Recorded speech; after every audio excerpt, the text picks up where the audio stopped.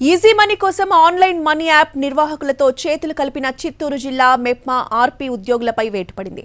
12,000 పెట్టుబడికి రోజుకు 1000 చెల్లిస్తామని DAI app నిర్వాహకులు ప్రచారం చేశారు. ఆన్లైన్లో ఇన్వెస్ట్ చేసిన కొందరికి మొదట్లో సమయానికి డబ్బులు చెల్లించి నమ్మకం పెంచుకున్నారు. ఖరీదైన హోటళ్లలో మీటింగ్లు పెట్టి డబ్బులు పంపిణీ చేశారు. పలమనేరు మున్సిపాలిటీ అవుట్సోర్సింగ్ మెప్మా ఉద్యోగి రాజేష్ ను మేనేజర్గా నియమించుకున్నారు. అతడు మెప్మా రిసోర్స్ పర్సన్ ఉద్యోగులను ఏజెంట్లుగా నియమించుకున్నాడు. ప్రజల్లో యాప్పై విస్తృత ప్రచారం చేసి వేలాది మందిని సభ్యులుగా చేర్చుకున్నారు. 5 నెలల్లో వీరు సుమారు 10 కోట్లు వెనకేసుకున్నారు.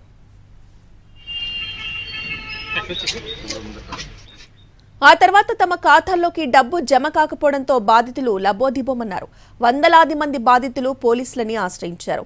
జిల్లా కలెక్టర్ దృష్టికి తీసుకెళ్లడంతో ఆయన మెప్మా పీడీని విచారణకు ఆదేశించారు. పలమనేరు మెప్మా రిసోర్స్ పర్సన్ల విస్తృత ప్రచారంతో ఎక్కువ మంది జనం పెట్టుబడి పెట్టినట్టు తేలింది. దీంతో 14 మంది మెప్మా ఆర్పీలను 5 కమ్యూనిటీ ఆర్గనైజర్లను విధుల నుంచి తప్పించారు. బాధితుల్లో ఉద్యోగులు, రాజకీయ నాయకులు, మహిళలు అధికంగా ఉన్నట్టుగా తెలుస్తోంది.